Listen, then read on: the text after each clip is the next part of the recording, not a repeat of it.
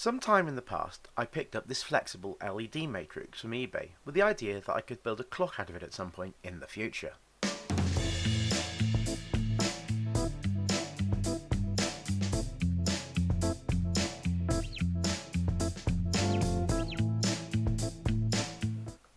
Well, before we start, I had three things I first needed to know. 0, because that's how we count around here, from 0. 0, what kind of clock did I want? 1, how the hell do I build it? And 2, how do I drive it, especially on my back end?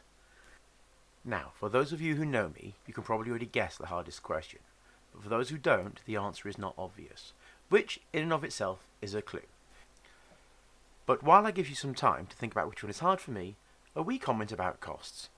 When I picked this up, it cost me about 12 quid, about $15 or $16.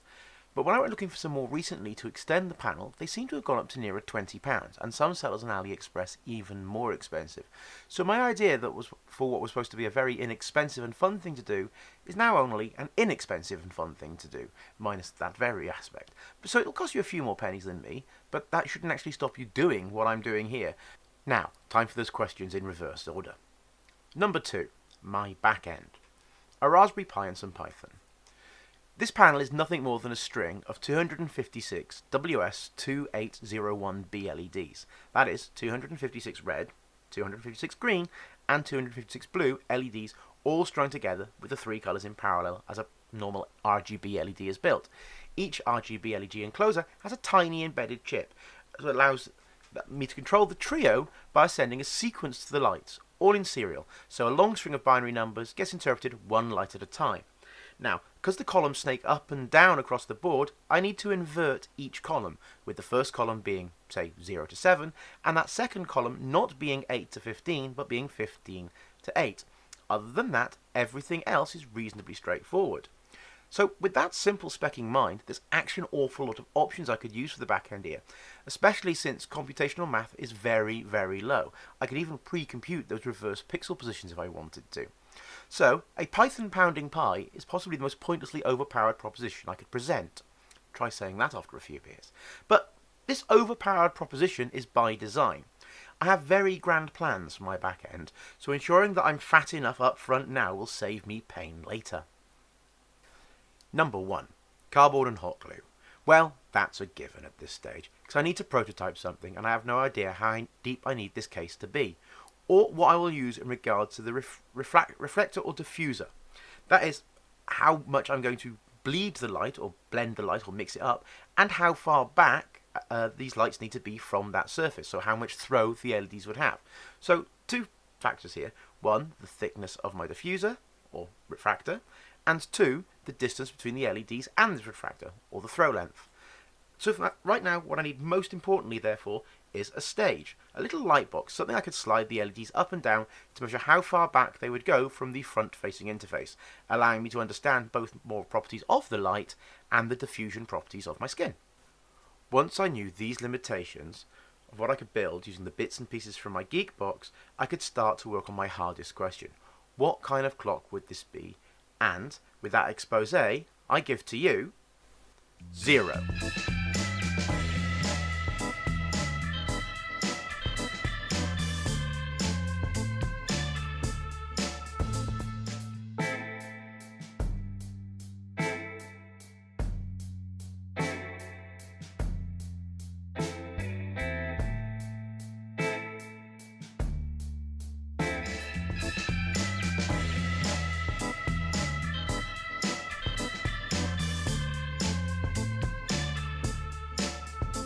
My biggest problem is I still don't actually know. Therefore, I'm going to build several different clocks. No, don't worry, that's not NeoClock Part 1 of something. This is NeoClock number 1, Part 1 of 1. Several iterations, each with the same insights. A few different variations of a case that can handle them all. You can grow it with me, you can improvise it with me, or you can just enjoy my variations on a theme. But today's incarnation is going to be something you can do with just crafting supplies, one of these LED panels, and a Pi. The very simplest of the NeoClocks. Future variations may involve buttons, or woodworking, and, yeah, let's face it, more hot glue. Mostly depending on which takes me at the time. Hot glue always takes my time. But I have a lot of ideas for a clock, including a lot of extra functions and features you can build on a clock. They're just Python and code monkey stuff, but having a fun box to put them in will make the code a little bit more fun. Also, because these cheap Chinese knockoffs are just a bunch of Adafruit NeoPixels, the name NeoClock appeals. New ideas, NeoPixels, NeoClock. So, having said that, this version is going to be made from an old cardboard tray that used to carry beverage tins. You know, the sort of standard supermarket type that you may get pop or other liquid beverages in. Adult pop, say. Anyway, this large sheet of cardboard, slightly curved up at the edges, standard paper tray thing, is going to be covered in a sheet of lightweight semi-transparent paper. My prototype projection frame told me, for paper this thick, my throw distance didn't need to be anywhere near as deep as I thought. I was planning 60, 70, even 100 millimeters maybe, but I'm finding less than 10 millimeters is good enough. So, my original idea for this version 0, or NeoClock 1 if you like, was going to be something of a shelf clock, almost maybe say the size of a shoebox.